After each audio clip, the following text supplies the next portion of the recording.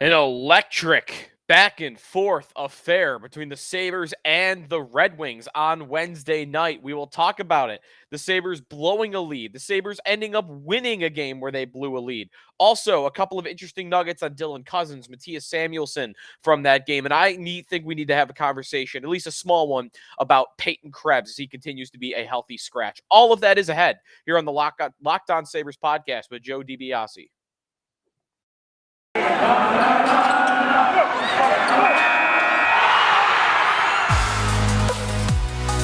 Your Locked On Sabres, your daily podcast on the Buffalo Sabres. Part of the Locked On Podcast Network, your team every day.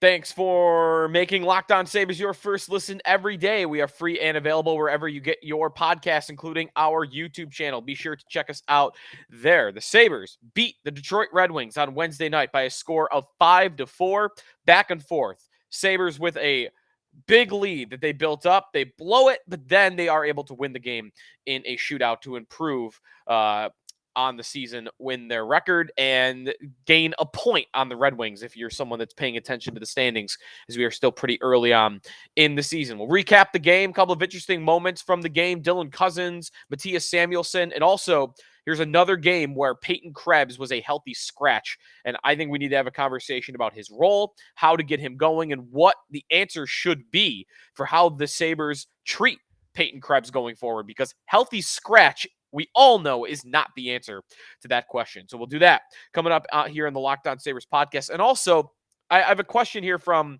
in fact, I'll get to it right off the top before we get to the Red Wings and the Sabres and make it our Twitter question of the day. Usually we look at Twitter or YouTube for that. Check out our YouTube channel, Locked On Sabres. And it's a complaint about why the Sabres are playing a home game Thursday night against the Colorado Avalanche. Recording this on Wednesday afternoon, so you may have already seen the game against the Avalanche. Why are the Sabres playing at home on Thursday night when the Bills are also playing on Thursday night at the New England Patriots? You have to know that crowd is going to be sparse. And the question essentially was, who dropped the ball here? And my answer is, I don't know that there's really anybody to blame in this situation. I think it's just one of those things where I think the Denver Nuggets were playing with some conflict with the Avalanche, so the Avalanche had to play tonight to make it work. It's just a schedule quirk that I think was maybe unavoidable by the NHL and the Sabres, because they know what the Bills' schedule is. I don't believe that nobody thought to Google the Bills' schedule and realize, oh, they play on Thursday night, December 1st. We also have the Sabres scheduled. Maybe we shouldn't do that. Nobody Googled that. I refuse to believe that. I think, of course, they have their finger on the pulse there, the NHL, the Sabres, and it was unavoidable. And that's why I don't really know that there's anybody to blame. It sucks, right? It sucks for the Sabres. It sucks for Buffalo sports fans that like to go to Sabre games and are also big Bills fans, which is most Buffalo sports fans, of course. And it's going to be a very light crowd on Thursday night. Again, you probably already know what the crowd was like. I don't feel like I'm going out on a limb and saying there might be less than 5,000 people in that building. Is that exaggerating the point too much? I don't know. I don't know what to expect. I doubt it's going to be anywhere near like 9,000. Maybe 2 or 3. I don't even know if I don't know what to expect. It could be 500 for all I know. It could be 100. That probably seems like a little much on that front. You wish the Sabres could show the Bills game on the Jumbotron. There's got to be NHL rules, though, against that. And also, it would be weird if the Sabres players were on the ice playing the game and then, the crowd goes nuts, but it was a Bills touchdown on the Jumbotron. Doubt that would be the case. So anyways, good question. I don't think there's really anybody to blame in the situation. I think it's just unlucky, and it had to be this way. Is my thought. I don't know that, but that's my guess. I can't believe nobody Googled the Bill schedule. No chance that I will believe that. Sabres 5, Red Wings 4 on Wednesday night. Are we supposed to feel good, or are we supposed to feel frustrated after that game? I really couldn't figure it out, because Sabres built up a 4-1 lead going into the third period. And the Red Wings fought their way back, tied the game at 4, and nearly won it. It's kind of amazing. I tweeted this out when the Sabres were going to a 5-on-3. They were going to be shorthanded 5-on-3 with under 5 minutes to play. The Red Wings had tied the game at that point. They had scored 3 goals in like 6 or 7 minutes.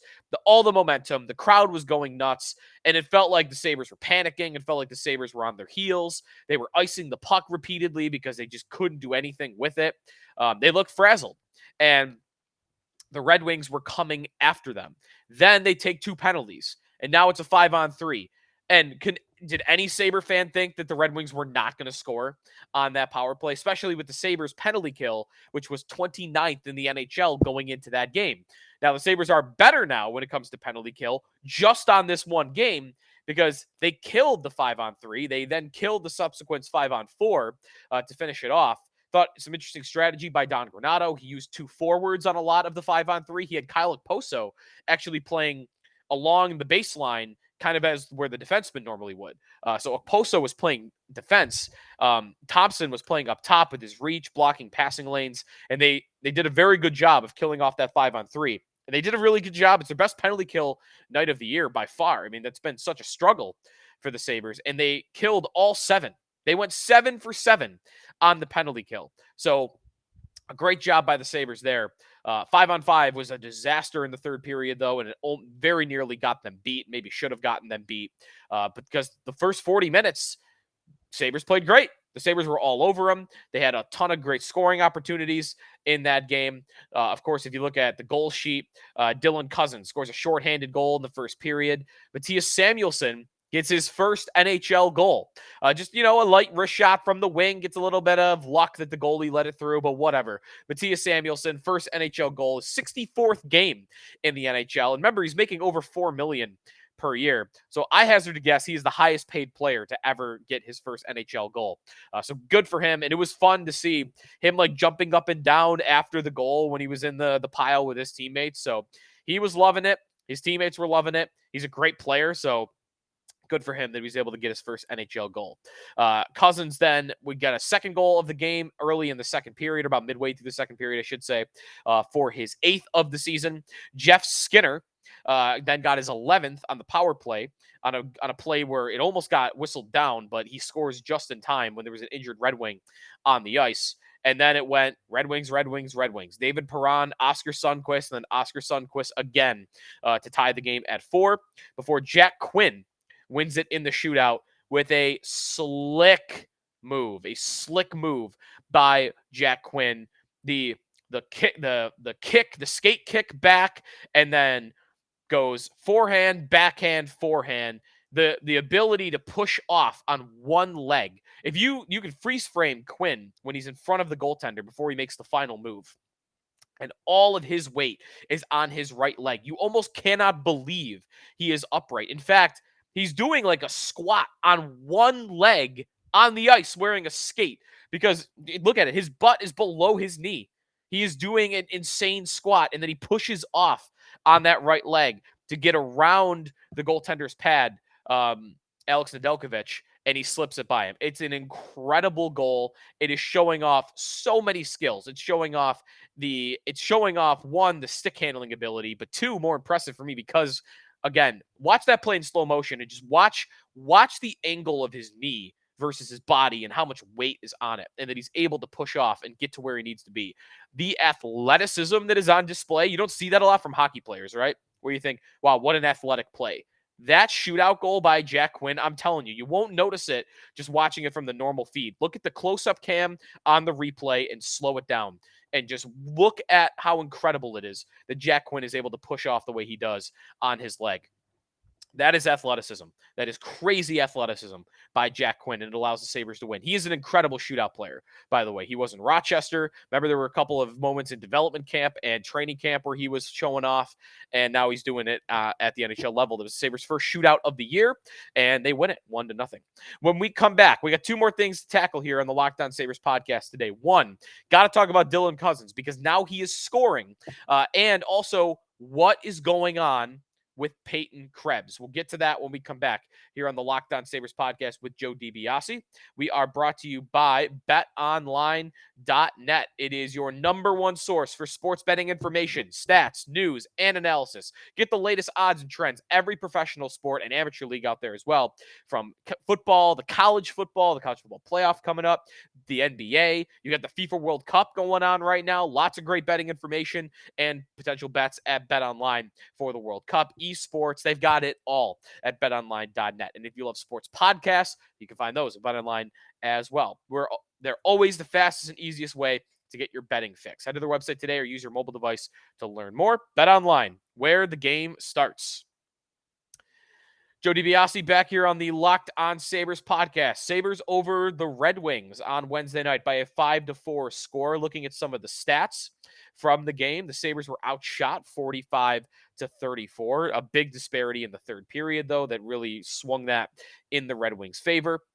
Sabres, as I mentioned earlier, go 7 for 7 on the penalty kill in this game. The Sabres on their own go 1 for 2 on the power play. So that's a pretty good job. You get one power play goal and 2 opportunities. In fact, if I want to include Dylan Cozens' shorthanded goal, special teams opportunities, the Sabres go 1 for 2 on their power play, and they go 1 for 7 on shorthanded chances, goals scored, and the Red Wings go 0 for 7. So special teams won it for the Sabres in this game. Takeaways for the Sabres, just 2 in this game, 6 giveaways. The Red Wings had 11 giveaways, though. They had a lot of sloppy play in those first 2 periods. By the way, speaking on the penalty minutes, Sabres end up this game with 16 penalty minutes to the Red Wings 6. I think this is one of those games where I like to point this out about referees. When you see 16-6 penalty minutes, the average hockey fan, the average coach, the average broadcaster, what you're going to hear is complaints about the officiating because they didn't even it up. We only really do this in hockey. We don't really do it a lot in football or the NBA, where one team has way more penalties than the other, and we blame the refs. We don't blame the teams as undisciplined or sloppy. That's what we do in the NFL, right? If the Bills have 15 penalties and their opponent has 3, we don't say, well, some people will. If the calls are really bad, they will. But you don't hear a lot of, the refs really did a job in this one. No, you'll hear honest analysis about the team, and you'll say, Bills were undisciplined in this game. The Bills were sloppy in this game. The Bills, I'm just using an example. They don't really have a lot of games like that. But hockey's the opposite. Any situation where it's one side more than the other, and you'll hear, bad job by the refs. And in part, it's because we all know that that's their goal, that NHL officiating, it's just really about evening it up, right? Each team having the same amount of penalties, make-up calls. It's more obvious that that's the case in NHL officiating than any other sport. So I guess I understand it. But, this was a game where I didn't think the officiating was one-sided or biased. I thought the Sabres were just sloppy when it came, undisciplined when it came to a lot of their penalties. And that's not on the refs. That was on the Sabres for a lot of those. I'm not saying all 7 of those calls were right, but a lot of them were. So that's my take on that. Dylan Cozens gets 2 more goals in this game. He was the game's number 1 star with 2 goals scored. Cozens now with 8 goals on the year. And more importantly, since I said on our quarter season report card earlier or late last week that I think what's going to hold Dylan Cozens back from being a star player in the NHL is his shot. And I said he's had a low shooting percentage throughout his career, right? He had a 6.5% shooting percentage in year 1. Then he had a 8.1% in year 2. And then it was at 9% in year 3. And I mentioned that, a lot of times throughout the year that Cozens will get glorious scoring opportunities and the goalie will make a save and make it look easy because he just doesn't have a great finish. Since I said that, Cozens has 3 goals in 2 games. And his shooting percentage now is up to 12.9% on the season, which is a lot better. And 8 goals in 23 games, suddenly the guy is almost on a 30-goal pace. So good for him. I guess I jinxed him. I'd like to say I could do the same for Peyton Krebs. We'll talk about him in just a minute. But Cozens with a little bit of that change of angle on his shot that you don't see a lot from him. You see it from the top goal scorers in the league. Slow down Tage Thompson's shot and watch how right before he shoots, he does this little subtle movement with his stick where he takes it closer to his feet. That's him changing the angle on the goaltender. That is something that hockey coaches teach their players to do because it makes it harder to save by the goaltender. And Cozens has not really been a player that does that a lot. He gets the puck and he just kind of pushes it forward. And that's a much more elementary way to shoot the puck. Now, it allows him to get a quicker release, but he doesn't kind of have the release to be able to get away with that. So this was a game where if you watch that goal where it goes JJ Peterka to Jack Quinn, Jack Quinn takes a shot. It's a save by Nedeljkovic, and the puck bounces back to Peterka. Peterka, head up, great vision, realizes, oh, Cozens is open in the slot. He sends it over to Cozens, and Cozens receives the puck and very quickly releases it. And he does that little change of angle that makes it harder for Nedeljkovic to save. And he scores from an opportunity or from an area of the ice, the high slot, where you got to have a nice shot. You can't just push that one on net and hope to score. That's got to be a quick release. That's got to be an angle change release, and that's got to be fast and hard. And it was in this situation. So that was a great shot by Cozens. The breakaway in the shorthanded was just more of an effort play, right? Just the speed on display, the strength on display to shield off the defender, and then able to get the shot through the 5-hole. So Cozens, good job on him. 3 goals in the last 2 games. He's up to 8 in the season. And I'm backing off for the time being on saying that he's not a great goal or a good goal scorer, because now you look at the numbers, you look at the last 2 games, and suddenly the guy is all-around complete offensive player. And we know he's got the defensive game. We know he's got the toughness. We know he's got the intangibles. Now he's got all the pieces of an offensive game: the playmaking, the stick handling, the speed, the strength, the zone entry ability. I will always bring up with him is top 10 in the NHL. It's his best trait, I think, is his ability to just enter the zone and get things set up like a quarterback or a point guard if you want it. So Cozens, great job by him, and he definitely deserves some props after the last 2 games. All right, we'll take one more time out when we come back. What is going on with Peyton Krebs? How is he still in the press box? Now, we do have news on that front.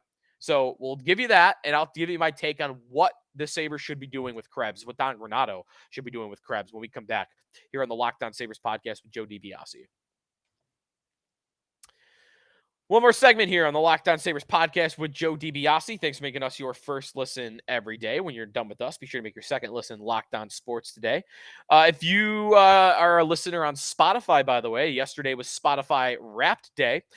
Send us your screenshots. If you're an avid listener and you got the minute calculations, I had a podcast where I listened to 23,000 minutes in the year. I don't think that's going to happen for any of our listeners for Locked On Sabres. I'm not even sure we have 23,000 minutes total, any of our Locked On shows throughout the year. But anyways, push them forward. We'll give you a retweet, and we always appreciate our listeners, especially here on Spotify Wrap Day. Peyton Krebs. Sabres, can I call him prospect? This young player. Sabres forward, Peyton Krebs. He's a healthy scratch again. He has not played. You know, this is the thing about stats websites. When you look at their game logs, they don't show you the games that they're a healthy scratch for.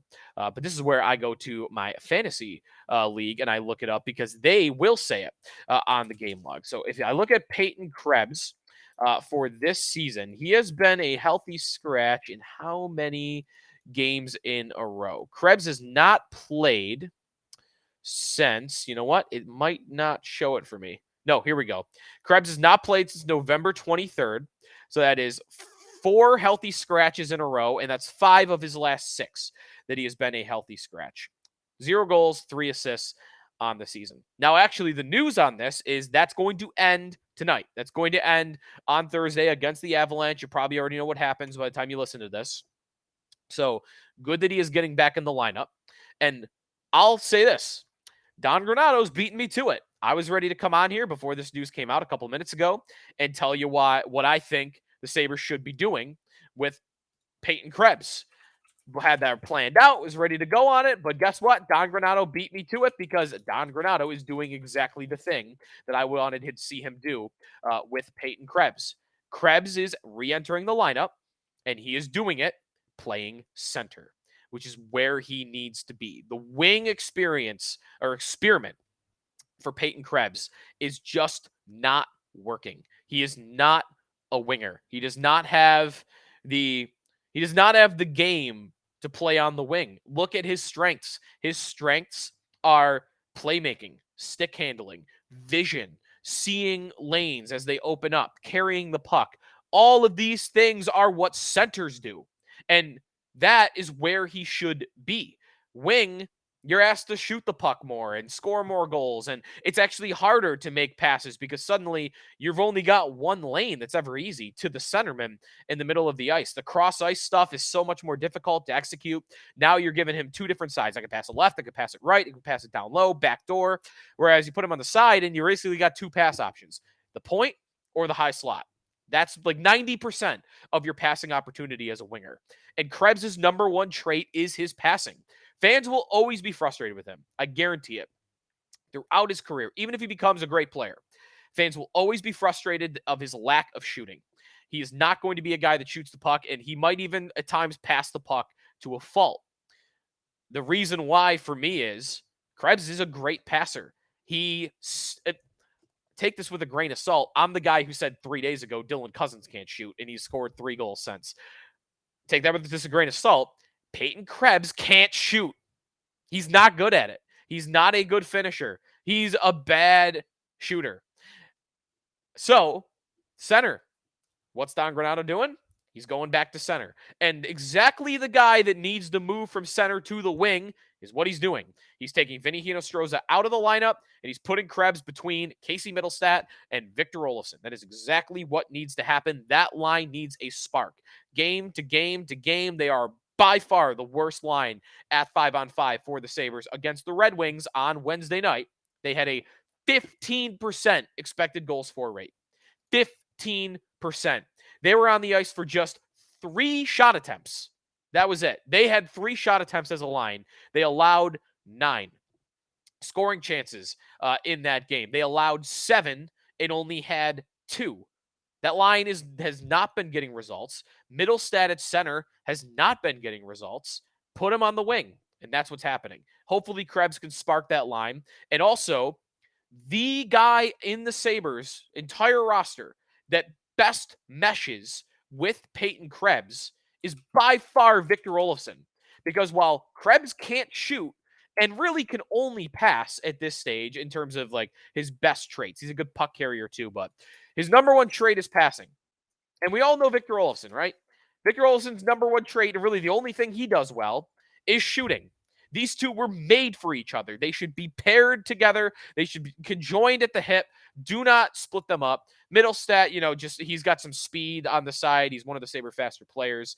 He kind of can do a little bit of everything offensively, and he just had to get out of the middle of the ice. So I like Middlestat on the wing, and that was as good as you were going to do for a line mate. But more importantly, get Krebs back at center and get him with Victor Olofsson is the perfect teammate for him. And actually, let me look. Has Don Granato done a lot of that at all this year? Because when I think of who Krebs has played with this year, it's more of the grinder types. It's not with skilled guys, including a Victor Olofsson, shooters like that. And here we go. This year, if I look at the minutes played, Peyton Krebs with his teammates, number one is Zemgus Girgensons. 88 minutes played at 5-on-5 with Zemgus Girgensons. That should not be Peyton Krebs' number one line mate. After that, in terms of forwards, actually, you know what? It is Victor Olofsson at 61 minutes played. And then it's Kyle Okposo, and then it's Casey Middlestat, and then it is Rasmus Asplund. And if we look at, let's look at Krebs' numbers with Victor Olofsson. And it's better than really with a lot of his other teammates. He's at a 50.9% Corsi for percentage with Victor Olofsson, which is above average. And if we look at his expected goals for mark with Victor Olofsson, not as great, 43%. So I still want to try it. I'm not saying that I don't, but the advanced numbers don't look too hot with him. The one thing that I think at least should help is offensive zone starts, because Krebs has been getting so many defensive zone starts, playing with Girgensons, playing with Okposo. In fact, if you look at those, defensive zone starts 20 on the season, and That's a lot. With just that's just with Gergensons.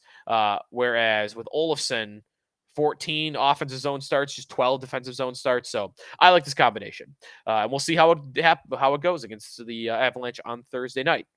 Enjoy the game against the Avalanche on Thursday night. This might be perfect actually, because while I'm doing the show right before the game starts, you might DVR the game. You might be watching it tomorrow. If you're a Bills and Sabre fan, you could do the double TV thing. That's what I probably will be doing. But if not, some might be watching the Sabres game back tomorrow.